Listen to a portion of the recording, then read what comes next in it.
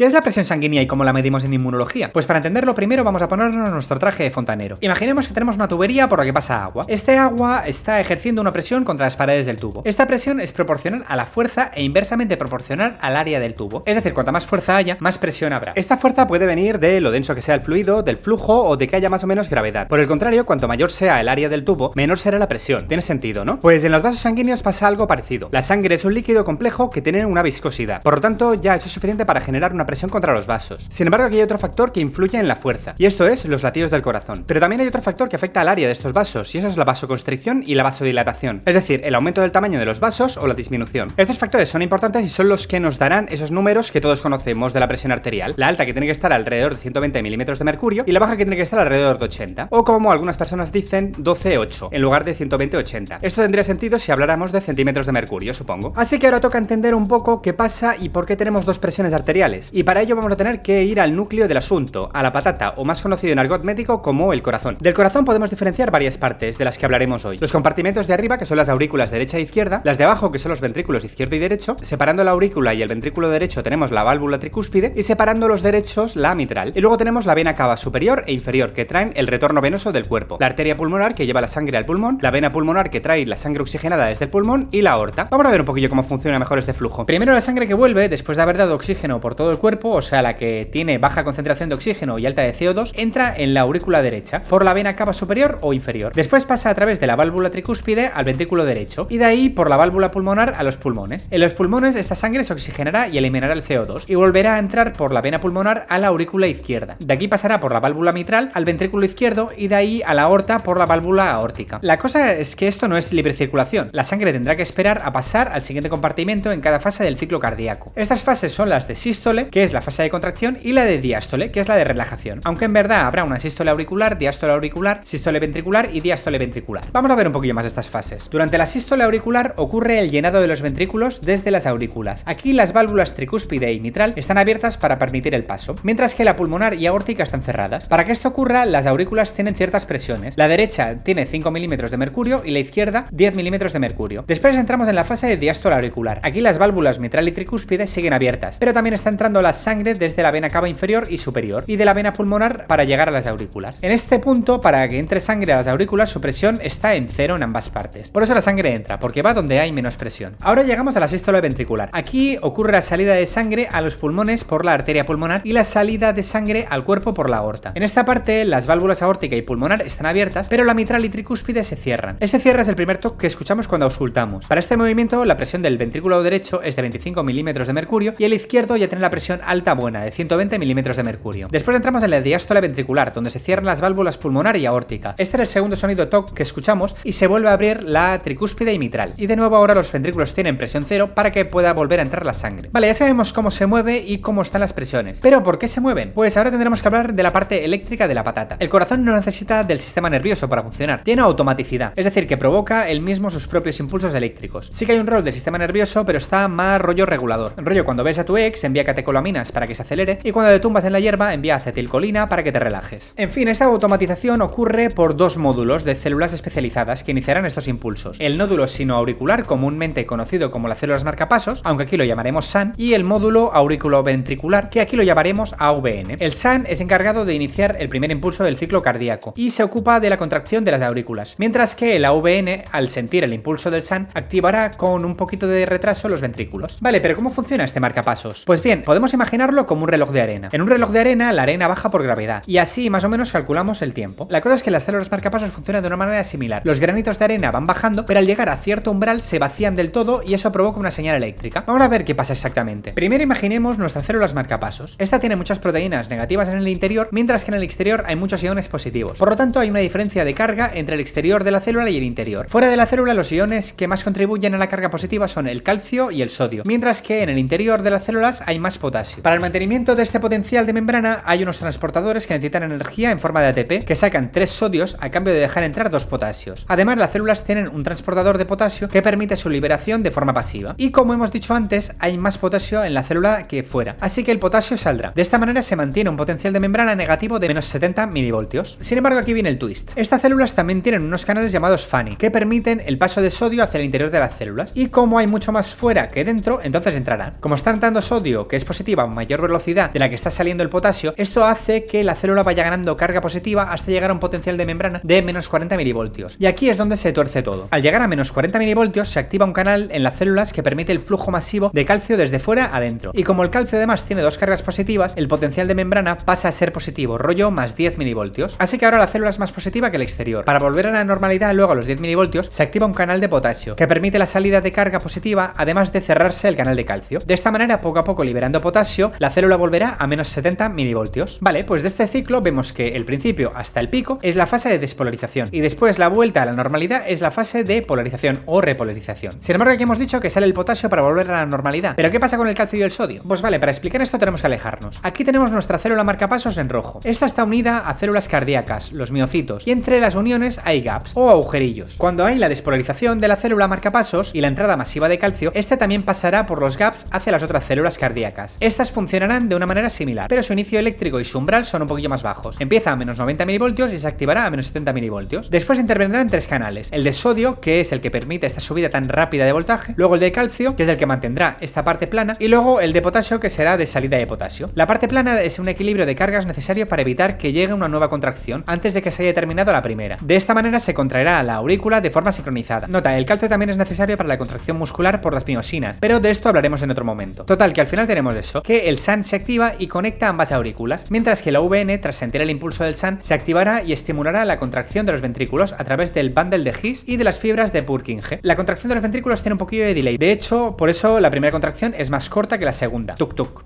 tuk tuk, tuk tuk. Todo esto que acabamos de ver lo solemos representar en un electrocardiograma de esta forma. Tenemos una gráfica que muestra primero la onda AP, que es la despolarización de la aurícula. Luego viene el complejo QRS, donde ocurre primero la despolarización del ventrículo y luego la repolarización auricular, y finalmente la onda T, que corresponde a la repolarización ventricular. Esto ocurre cada latido, o sea, 60 veces por minuto más o menos. Ahora volvemos a las presiones. Recordad que a la salida del corazón en la aorta, la sangre llega con una presión de 120 milímetros de mercurio, y esta se va a encontrar con una sangre que está a 80 milímetros de mercurio. A ver, no viene de golpe, esto es un gradiente. Esta sangre a 120 milímetros de mercurio entrará con fuerza expandiendo las arterias y llegando a la presión sistólica en la arteria del brazo, la braquial, a 120 milímetros de mercurio. Como las arterias son elásticas, estas dan un poquito de margen al recibir tanta fuerza de golpe, así que se dilatan un poco. La cosa es que después se contraerán y volveremos a los 80 milímetros de mercurio durante el diástole. Sin embargo, el corazón va a golpes, pero la sangre más o menos de forma continua. ¿Qué ocurre con este flujo? Pues si miramos este gráfico de presión arterial respecto al tiempo, vemos primero que durante la sístole hay un aumento de la presión arterial hasta 120 milímetros de mercurio. Después nos encontramos con una onda dícrota, que es una pequeña elevación de la presión debido al rebote de la elasticidad de las arterias. O sea, se han dilatado y cuando pasa ese momento se contraen provocando un pequeño retroceso de la sangre antes de volver a su forma. Esto se conoce como el efecto de Wien-Kessel. Después de esta onda ya nos estabilizamos en 80 milímetros de mercurio. Estupendo. Vale, ¿y cómo medimos todas estas presiones? Pues bien, podemos usar para medir la presión arterial braquial un esfingomanómetro. Este cacharro es el que hemos visto toda la vida. Pones el brazo en el manguito, hay un medidor de presión, una pera para hinchar el manguito y aumentar la presión y una válvula de liberación para sacar el aire. ¿Y cómo funciona esto? Pues bien, lo primero es aumentar la presión del manguito por encima de la presión arterial, o sea, por encima de los 120 milímetros de mercurio. De esta manera, como la presión del manguito está por encima de la arterial, cortamos esa parte de la circulación. Ahora ponemos el estetoscopio en la arteria y miramos que no escuchemos ningún ruido. Luego vamos soltando el aire del manguito hasta que escuchemos el primer latido. La presión a la que escuchamos del primer latido es la presión alta o sistólica. Después seguimos bajando la presión del manguito hasta que dejemos de oír los latidos. Esa será la presión baja o diastólica. Así que el rango máximo que podemos escuchar está entre la presión alta y la presión mínima. ¿Y qué pasa con los aparatos digitales? ¿Estos funcionan igual? Pues más o menos. En realidad estos aparatos hinchan el manguito y tal, pero lo que detectan son microvariaciones de la presión para calcular la máxima y la mínima. Pero básicamente es la misma idea. Así que, ¿qué sacamos de todo esto? Pues bien, que la presión y cómo medimos la presión en el cuerpo sigue unos principios físicos, que el ciclo cardíaco depende de un reloj iónico y que la presión y el electrocardiograma puede dar mucha información de cómo estamos de salud. Y eso ha sido más o menos qué es la presión y cómo la medimos en inmunología.